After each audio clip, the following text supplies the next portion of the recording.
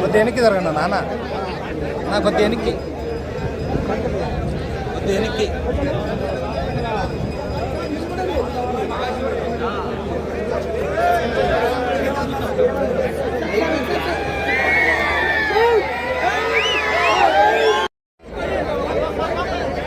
రెండుపళ్ళ విభాగానికి సమయం 10 నిమిషములు. టీం 6 3 చెన్నాపలను ఉపయోగించాలి. ఈ ఓకే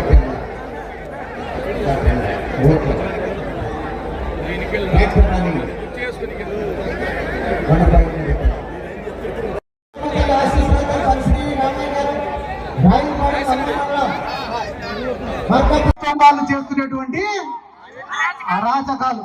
నిన్న కూడా ఇప్పుడు మామూలుగా సంక్రాంతి సంబరాలను పోతే ఎవడు కూడా రాజకీయాలు మాట్లాడరు. కానీ నిన్న ఈయన పవన్ కళ్యాణ్ అడిగి వినాడన్నా, నాకు రాజకీయాలు అంటే పెద్దగా ఇంట్రెస్ట్ లేదు,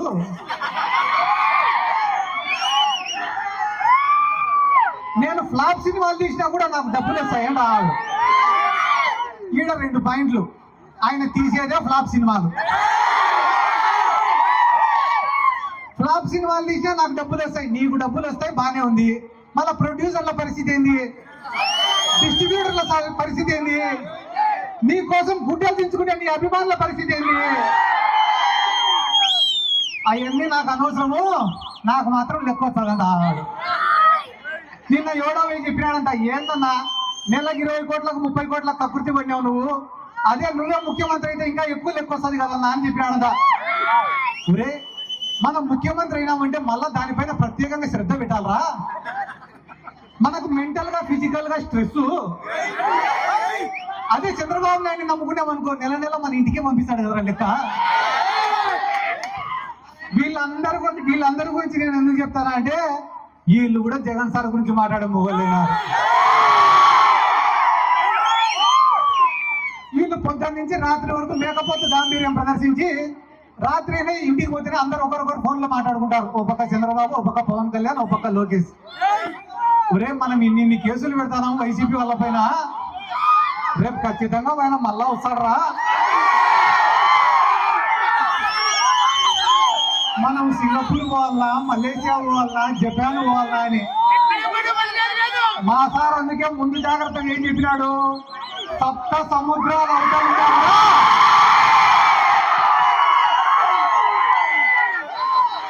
100% మళ్ళా వెనక్కి పిలిపించుకొని వస్తా అని చెప్పినాడు. ఈ 18 నెలల్లో వైఎస్ఆర్ కాంగ్రెస్ పార్టీ సాధించిన విజయం ఏమరా అంటే, 11 సీట్లు వచ్చిన తర్వాత చాలా మంది, ఒరే మనకు అవసరమారా ఈ రాజకీయాలు, ఎట్లా జగన్మోహన్ రెడ్డి అంటే తిరిగితే కేసులు పడతాయేమో అని చెప్పి చాలా మంది భయపడినారు.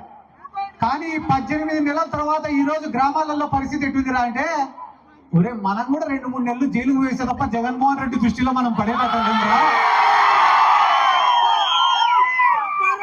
కాబట్టి దేనికైనా సిద్ధం కానీ జగన్మోహన్ రెడ్డిని మళ్ళా ఒకసారి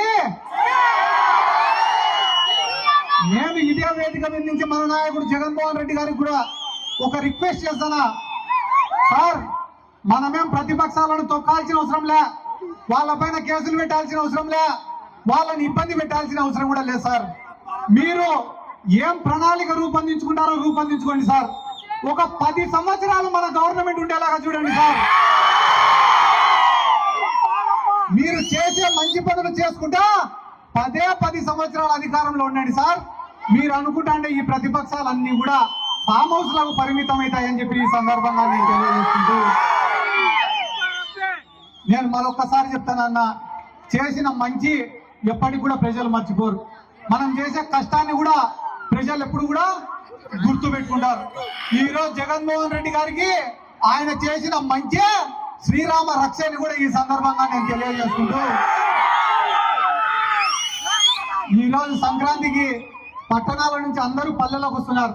కానీ పల్లెలలో ఏ రైతు ముఖంలో కూడా సంతోషం లేదు. ఎందుకంటే ఏ పంటకు కూడా రేటు లేదు. ఒకనొక సందర్భంలో మా నందికొట్కూరు నియోజకవర్గంలో మొక్కజొన్న కొనుగోలు కేంద్రాలు పెట్టాడు జగన్ సార్.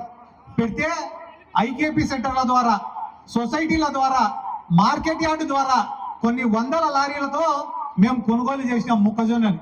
మాకు అర్ధరాత్రి ఫోన్లు రైతుల దగ్గర నుంచి, అన్నా మా ఊర్లో గొన సంచులు రాలే, మా ఊర్లో పురికోసాలు రాలే, మా ఊరికి లారీలు రాలే, 24 గంటలు మాకు ఇయ్యే ఫోన్లే. ఒక తెలుగుదేశం వాడు వచ్చినాడు, దేనికన్నా మీరు ఇంత ఇబ్బంది పెడతారు, అదే మా గవర్నమెంట్ ఉంటే కదా ఇంత ఇబ్బంది పడాల్సిన అవసరం లే, మేము చాలా నీట్ గా డీల్ చేస్తాం దీన్ని అన్నాడు. ఒరే ఇన్ని టన్నుల మేము కొంటాం మొక్కజొన్న, మేమే సేఫ్ గా డీల్ చేయలేకుండా నువ్వు ఎట్ట డీల్ చేస్తావురా అంటే, మాకు ఓటేస్తే చెప్తామన్నా మేము అన్నాడు. సరేలే అని మా ఊరోళ్ళు నమ్మి టీడీపీ ఓటేసినారు. చూసాం ఎట్టకుంటాడో వీడు మొక్కజొన్న, డీల్ చేస్తా అన్నాడు అని. మొక్కజొన్న పంట చేతికి వచ్చింది. ఏరా ఏమో డీల్ చేస్తా అన్నామంటే, మీ మాదిరిగా మాకు తలనొప్పి పెట్టుకోమరా, అందుకే మేము కొనుగోలు కేంద్రం కూడా పెట్టాము. ఇంకా మమ్మల్ని అడిగేటోడు ఎవడు? ఇప్పుడు కొనుగోలు కేంద్రం పెడితే లారీ కావాలని అడగాల, పురికోసలు కావాలని అడగాల. కొనుగోలు కేంద్రంగా పెట్టకుంటే ఫోన్ చేయాల్సిన అవసరం కూడా లేదు. ఆ పక్క రాష్ట్రంలో ఉన్నారు తెలంగాణలో, వాళ్ళు కూడా కొనుగోలు కేంద్రం పెట్టారు, కానీ మన సారు పెట్టడం లే. ఏంది సార్ మా రైతుల పరిస్థితి అంటే, ఒకే ఒక పరిష్కారం, మీకు బాధ వస్తే మందు దాగి పండుకోండి అంతే. అంతకుమించి మీరు ఏం మాట్లాడినా నిన్న మొన్న గ్రామాలలో కోళ్లను పొట్టేళ్లను కోసినప్పుడు కేసులు పెట్టి లోపలేస్తారు. హింసను ఒప్పుకోడంట చంద్రబాబు నాయుడు. ఆయన మాత్రం పుష్కరాలకు మేము 30 మందిని చంపచ్చు, ఇదే గుంటూరు జిల్లాలో ప్రకాశం జిల్లాలో బహిరంగ సభలు పెట్టి 100 మందిని చంపచ్చు, అవేం తప్పులేదు. కానీ పాపం గ్రామంలో ఎవరైనా కూడా ఆదివారం వచ్చి చికెన్ తిన్నామని చెప్పి కోడికి వస్తే, కాబట్టి వీళ్ళ అహంకారాన్ని అన్ని కూడా ప్రజలు గమనిస్తున్నారు. ఎందుకంటే నేను పెద్దగా చెప్పను, ఒక చిన్న ఉదాహరణ చెప్తా. జగన్మోహన్ రెడ్డి అంటే వీళ్ళకి ఎంత భయం అనేది. జగన్మోహన్ రెడ్డి కట్టే మెడికల్ కాలేజీలను ప్రైవేట్ వాళ్ళకి ఇస్తామన్నాడు చంద్రబాబు నాయుడు. అన్ని ఇచ్చేస్తాం ప్రైవేట్ వాళ్ళకి అన్నారు. జగన్ సార్ తప్పు సార్, ప్రభుత్వం సొమ్ము ఇవ్వకూడదు అంటే, లే మేము ఇచ్చేస్తామన్నాడు. జగన్ సార్ ఓపిక పట్టి ఒరే టెండర్ వేసే మొగోడు ఎవడో రాన్నాడు.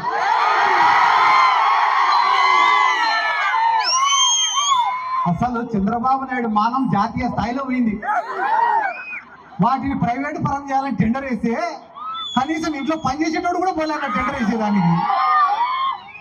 పాపం తలకాయ ఎక్కడ పెట్టుకోవాలో తెలియక మళ్ళీ ఈరోజు సంక్రాంతి సంబరాలు ఏందన్నది ఆవకాయ, ఏంది అమరావతి ఆవకాయ, లాస్ట్ కు వాళ్ళకి మిగిలేది ఆవకాయ తొక్కే. కాబట్టి ఈరోజు మా గ్రామాలలో కూడా కొన్ని 100 కోట్లు ఖర్చు పెట్టి జగన్మోహన్ రెడ్డి గారి నాయకత్వంలో అభివృద్ధి పనులు, సంక్షేమ పనులు చేసినాం. అన్ని చేసినా కూడా తెలుగుదేశం వాళ్ళు చేసే తప్పుడు ప్రచారాలను తిప్పి కొట్టలేక 11 సీట్లకు పడిపోయినాం. ఈ రోజు 18 నెలలు కాకముందే ప్రతి గ్రామంలో ఉండే రైతులు కానీ, సామాన్యులు కానీ, విద్యార్థులు కానీ, మహిళలు కానీ ఆయన చేసిన మంచిని గమనిస్తున్నారు. రే సంక్రాంతి వచ్చింది, జగన్మోహన్ రెడ్డి ఉండింటే మనందరి అకౌంట్లలో కూడా డబ్బులు ఉన్నాయి కదరా, ఈ రోజు అందరి అకౌంట్లు కూడా ఖాళీగా పడి ఉన్నాయంటే దానికి కారణం ఈ చంద్రబాబు నాయుడే కదరా అని చెప్పి బాధపడుతున్నారు. కాబట్టి ఇటువంటి తరుణంలో అన్నా చంద్రశేఖర్ అన్న వచ్చి ఫోటోలు దిగిన వాళ్ళందరినీ కోటేసినా గెలుస్తా ఉన్నా. మళ్ళా వైఎస్ఆర్ కాంగ్రెస్ పార్టీకి 11 సీట్లు వచ్చినప్పుడే నిన్న 5,000 ఓట్లతో గెలిపించినారు. రానున్న ఎన్నికల్లో రిజల్ట్ ఎట్టుంటది అనేది అనవసరం. వైఎస్ఆర్ కాంగ్రెస్ పార్టీ బీఫామ్ తీసుకునే రోజు నీ గెలుపు డిక్లేర్ అయిపోయినట్టనే. నువ్వు బీఫామ్ తీసుకొని టపాసులు రాసుకుంటే పోవచ్చు ఇంటికి. సరే మీరు ఎమ్మెల్యే అయినాక అన్న ఏమో నువ్వు కూడా పైన చూస్తాను అంటే ఎమ్మెల్యే కన్నా పెద్దది, మమ్మల్ని మర్చిపోకన్నా నువ్వు. మేమే మా వాళ్ళకి అడుగుతాం, మాకేం అడగం మేము. ఈ రోజు ఇంత ప్రేమగా ఆహ్వానించిన ప్రతి ఒక్కరికి పేరు పేరున నా శిరస్సు వంచి నమస్కారాలు తెలియజేసుకుంటూ ఎల్లప్పుడూ మీ ప్రేమకు రుణపడి ఉండాలని కూడా ఈ సందర్భంగా